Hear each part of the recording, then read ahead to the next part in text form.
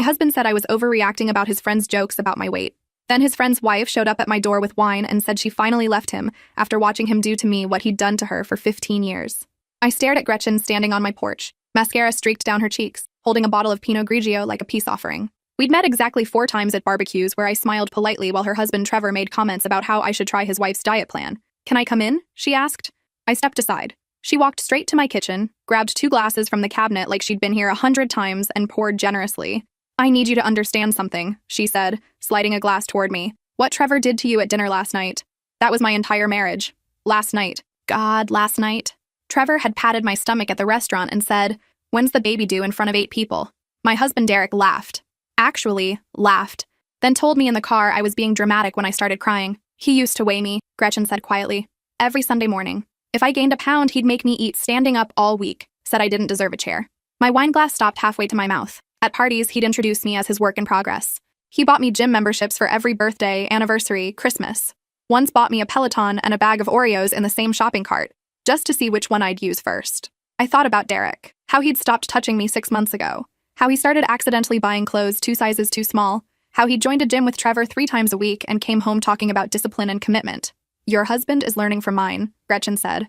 I watched it happen. The comments got meaner, the jokes got crueler, and you started shrinking into yourself. She was right.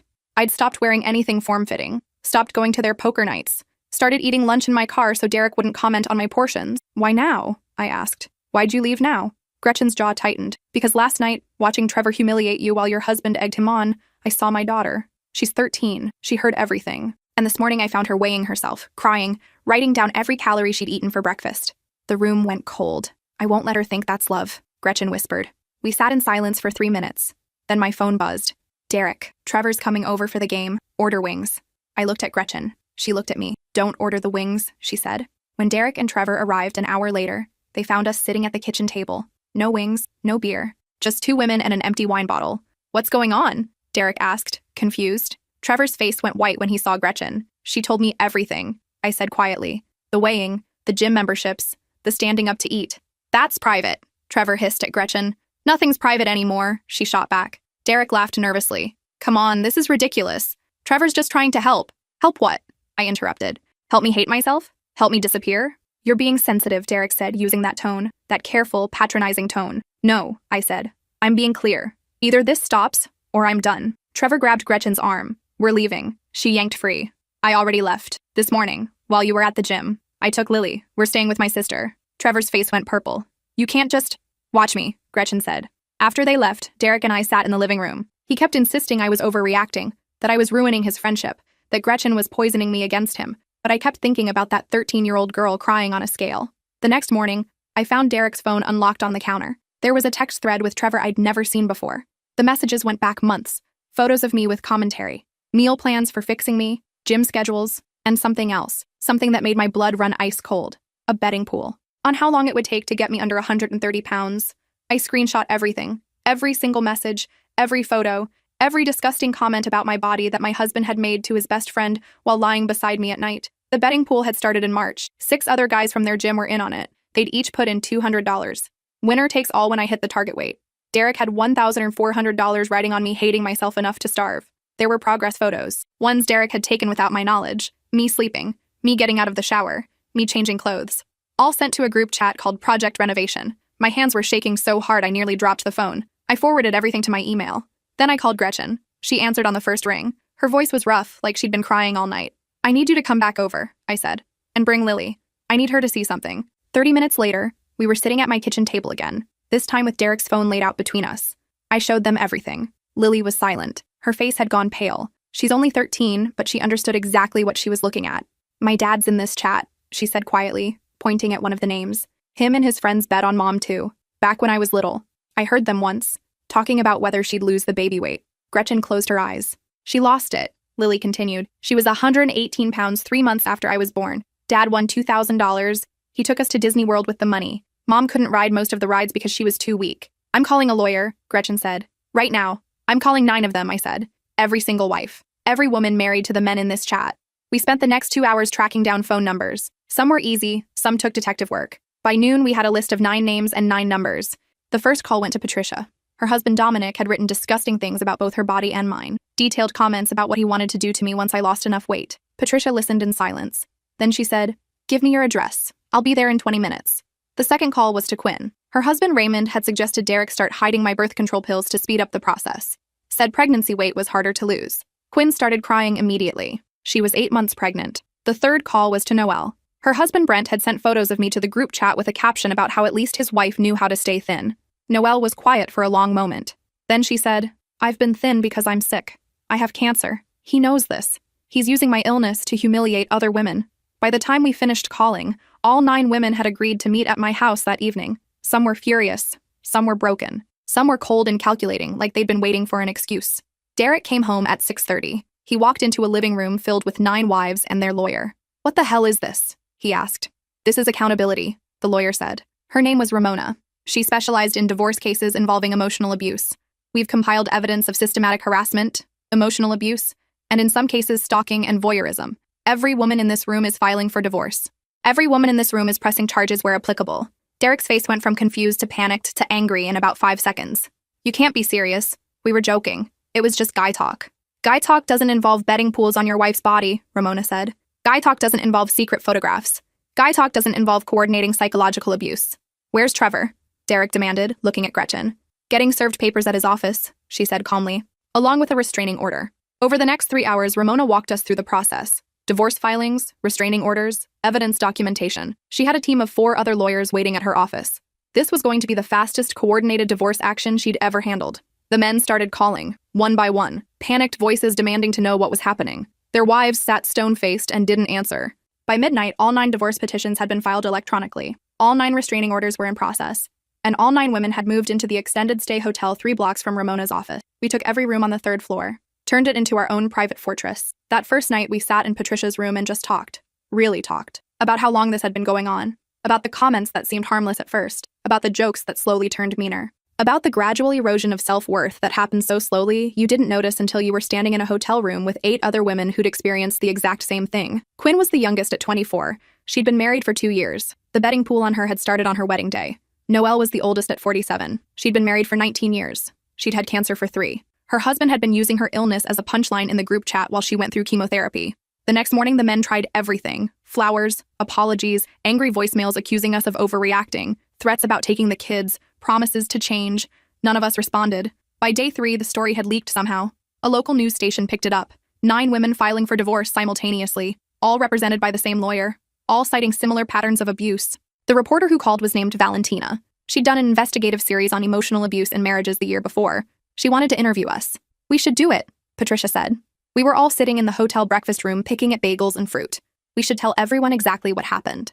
The interview aired on a Friday evening. All 9 of us sat on a panel. Ramona sat at the end. Valentina asked careful, precise questions that let us tell our stories without sensationalizing them. I talked about the betting pool, about finding the photos Derek had taken without my consent. Gretchen talked about the weighing, about 15 years of eating meals standing up. Quinn talked about being pregnant and discovering her husband's friends wanted him to sabotage her birth control.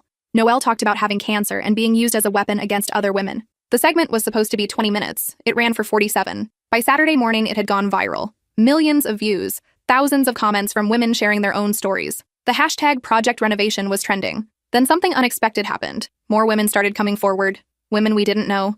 Women married to men we'd never met. But their stories were identical. Betting pools, secret photos, group chats where men coordinated ways to break down their wives' self-esteem. Ramona's office was flooded with calls. By Monday, she'd taken on 43 new clients. By Wednesday, it was over 200. This wasn't 9 divorces anymore. This was a movement. The men tried to fight back. They hired their own lawyers.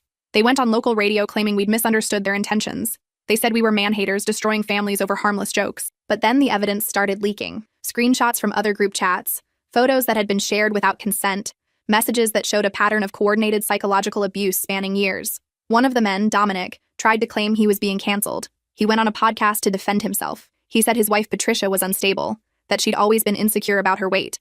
Patricia responded by releasing 3 years of text messages.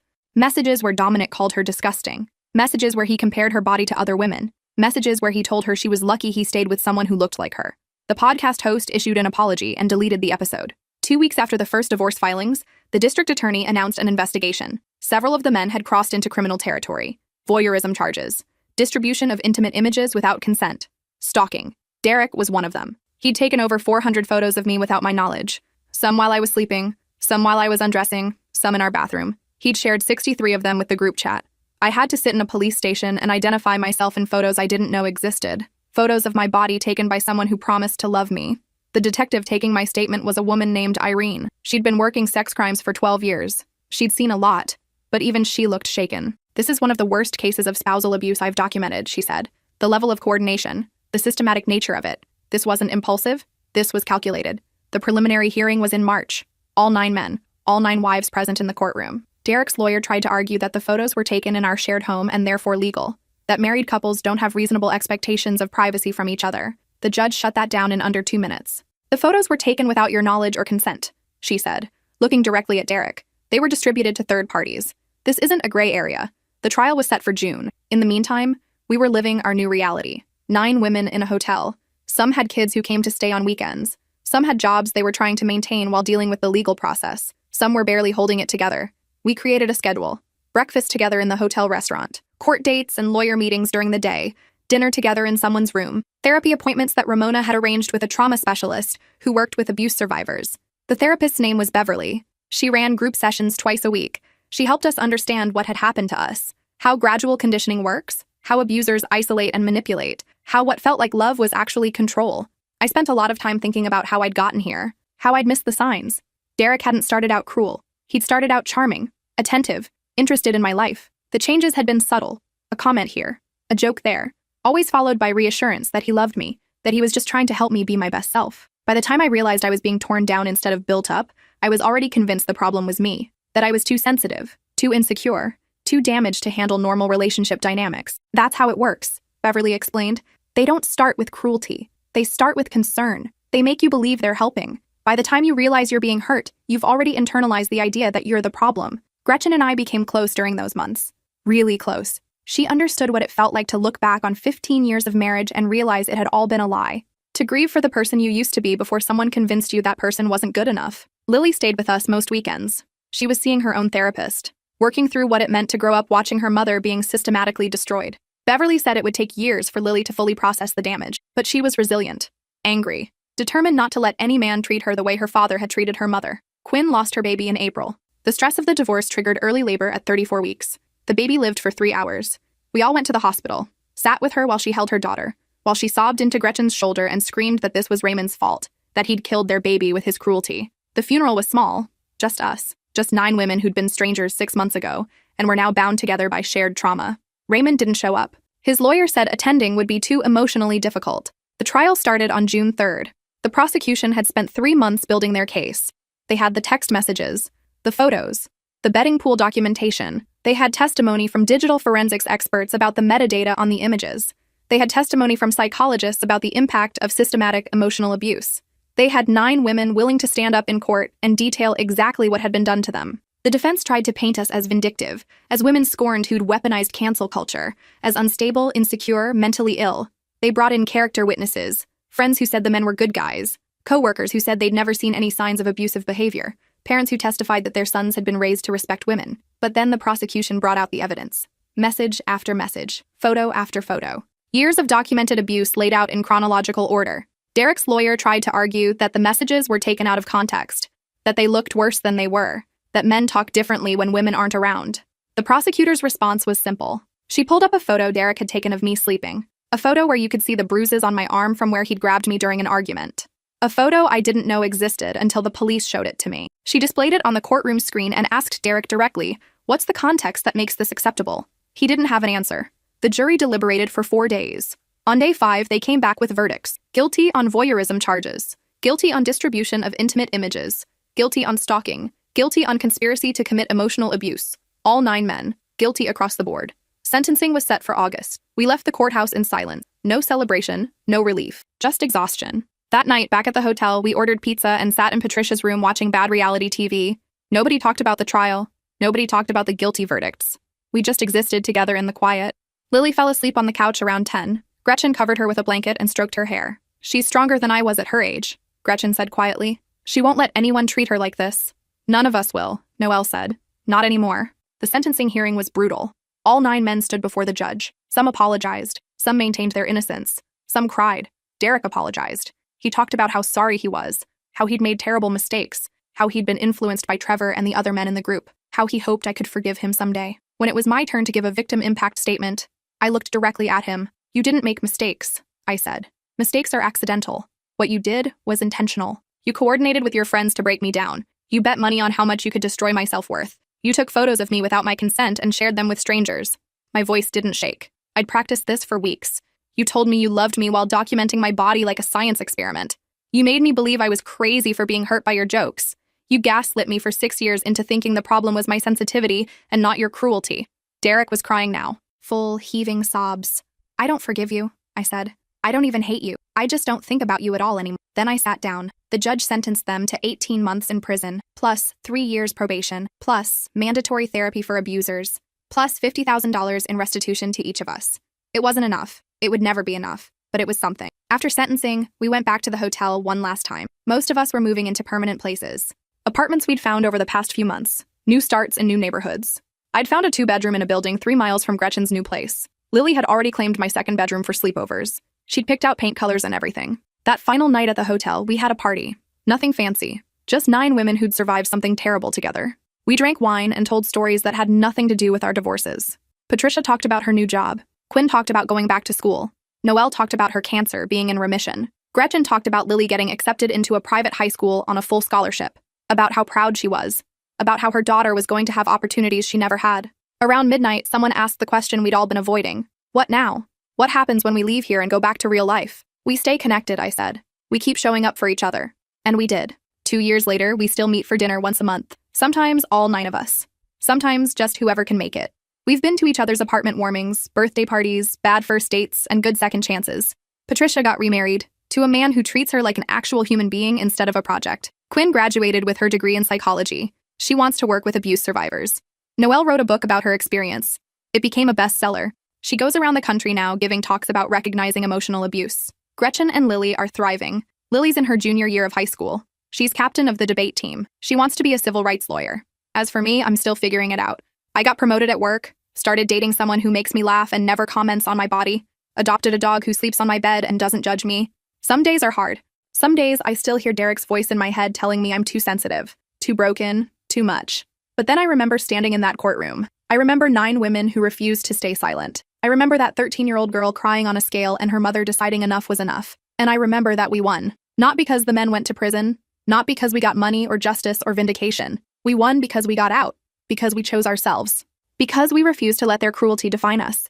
The hashtag Project Renovation is still active. Women still share their stories, still connect with each other, still find strength in knowing they're not alone. Ramona's firm has grown. She's now got 12 lawyers working specifically on coordinated abuse cases. She's handled over 800 divorces in the past 2 years. 800 women who found the courage to leave. Trevor tried to contact Gretchen last month, from prison. A letter talking about how sorry he was, how he wanted to make amends, how he hoped they could reconcile when he got out. She burned it, didn't even read the whole thing, just lit it on fire in her kitchen sink while Lily and I watched. "Some things don't deserve a response," she said. "Last week, I went to the gym for the first time since everything happened. Not because I wanted to lose weight or fix myself, just because I wanted to see if I could be in that space without panicking. I lasted 20 minutes on the treadmill before the anxiety hit. But 20 minutes was more than 0. Next week, I'll try for 25. Recovery isn't linear. Beverly tells us this all the time. Some days you feel strong. Some days you feel like you're back at the beginning. Both are valid. Both are part of the process. I think about the woman I was 3 years ago, the one who ate lunch in her car, who apologized for existing, who believed her husband when he said she was overreacting. I don't recognize her anymore. And that's not sad. That's growth, because that woman was surviving. She was doing the best she could with the tools she had, but she didn't know yet that she deserved better. That love shouldn't feel like slow suffocation, that partners should build you up instead of tear you down. Now I know. We all know. And we're making damn sure every woman who comes after us knows it too. Gretchen and I got coffee yesterday. Just the 2 of us. Lily was at school. We sat in our usual spot by the window and talked about nothing important. About her new promotion, about my dating life, about the weather. And then she said something that's been sitting with me ever since. "Remember that first night?" she asked. "When I showed up at your door with wine and told you I'd finally left? How could I forget? I almost didn't come," she said. "I sat in my car for 45 minutes trying to talk myself out of it, trying to convince myself it wasn't my place, that you'd think I was crazy. I'm glad you came," I said. "Me too," she said, "because I spent 15 years being afraid to speak up, 15 years watching Trevor destroy me piece by piece, and I kept thinking someone would notice. Someone would say something. Someone would tell me it wasn't normal." She took a sip of her coffee, but nobody did. because everyone's so afraid of interfering, of overstepping, of making things awkward. So we all just watch each other suffer and pretend we don't see it. I thought about that. About how many times I'd noticed bruises on friends, comments that seemed off, relationships that looked wrong from the outside, and how many times I'd said nothing, because it wasn't my business, because I didn't want to assume, because what if I was wrong? We have to stop doing that, I said. We have to start being the person who shows up with wine and tells the truth. Gretchen nodded. That's exactly what I'm saying. Last month I saw it happen again. A woman at work. Her husband picked her up for lunch and I saw the way she changed when he arrived, the way her smile went tight, the way she hunched her shoulders, the way she apologized 3 times for keeping him waiting even though he was early. I recognized all of it. The performance. The fear disguised as politeness. So I followed my instincts. I stopped by her desk the next day with coffee and said, "Hey, I know this is forward, but if you ever need to talk about anything, I'm here." She looked at me like I'd read her mind. "How did you know?" she asked. "Because I've been there," I said. She cried, right there at her desk. Told me everything. About the comments, the control, the gradual erosion of who she used to be. About how she'd been planning to leave but didn't know how. I gave her Ramona's number. Told her about the hotel. About the 9 women who'd walked this path before her. She left him 2 weeks later. She's staying with her sister now, working with Ramona on her divorce. And last week she sent me a text that said, "Thank you for seeing me. Thank you for saying something." That's the thing about abuse. It thrives in silence. It depends on everyone looking away. On victims believing they're alone. On witnesses believing it's not their place to interfere. But when someone breaks the silence, it changes everything. When Gretchen showed up at my door with wine, she saved my life. Not in a dramatic, made-for-TV way, but in the quiet, steady way that matters most. She saw me. She believed me. She told me the truth about what was happening. And now I do the same. For strangers at work. For friends of friends. For women I barely know who have that look in their eyes. That careful, controlled look that says they're performing survival instead of living life. I show up with coffee or wine or just my presence. And I say, I see what's happening. And it's not okay. And you deserve better. And I can help. Some women aren't ready to hear it. Some get angry. Some shut down. And that's okay. Because I plant the seed. I let them know someone noticed. Someone cares. Someone will be there when they're ready. The 9 of us talk about this a lot. About our responsibility now that we're on the other side. About using our experience to help others. About breaking the cycle of silence. Patricia started a support group. It meets every Thursday night at a community center downtown. She facilitates discussions about recognizing emotional abuse.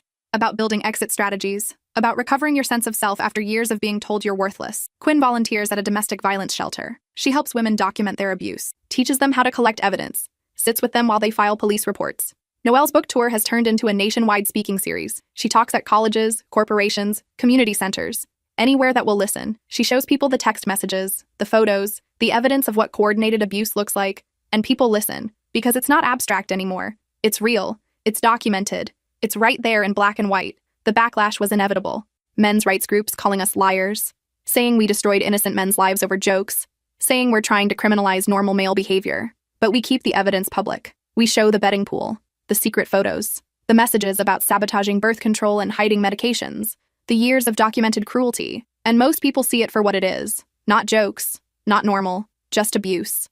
Derek got out of prison last month, served his full 18 months. I didn't go to his release, didn't think about it, didn't care. He tried to contact me once, through a mutual friend, said he wanted closure, wanted to apologize in person, wanted me to know he'd changed. I sent back one message through the friend. I don't need your apology. I don't need your closure. I need you to leave me alone. I haven't heard from him since. Trevor got out 2 weeks ago. He tried to see Lily at her school, waited outside the gates. Gretchen had to get another restraining order. The school had to increase security. Lily handled it better than anyone expected. She told the school counselor, "He doesn't scare me anymore. He's just pathetic. 16 years old and already stronger than most adults." Yesterday was the 3-year anniversary of the day Gretchen showed up at my door. We didn't plan anything special. We just met at the park with coffee and sat on a bench watching kids play. "Do you ever think about how different things would be if I hadn't come over that day?" she asked. "All the time," I said. "I'd probably still be married, still eating lunch in my car, still believing I was the problem. Or you would have figured it out eventually," she said. "You're strong." "I'm strong now," I said. 3 years ago, I was barely surviving. "We all were," she said. "We watched a little girl on the swings. Her mom was pushing her higher and higher. The girl was screaming with delight. Pure, uncomplicated joy. That's what I want Lily to have," Gretchen said. "That freedom, that lightness, that certainty that she's safe and loved exactly as she is. She'll have it," I said, "because you showed her what it looks like to choose yourself, to walk away from what's killing you, to build something better." Gretchen smiled. We both cried a little. Then we finished our coffee and went back to our lives. Our good, hard-won, complicated, messy, beautiful lives. The ones we built from the ashes of who we used to be. And if I see another woman with that look in her eyes, That careful, controlled look that says she's performing survival. I'll do exactly what Gretchen did for me. I'll show up with wine or coffee or just my presence, and I'll say, I see what's happening, and it's not okay, and you deserve better, and I can help, because that's how we break the cycle. One woman, one conversation, one moment of courage at a time. That's how we survive, how we heal, how we win, together.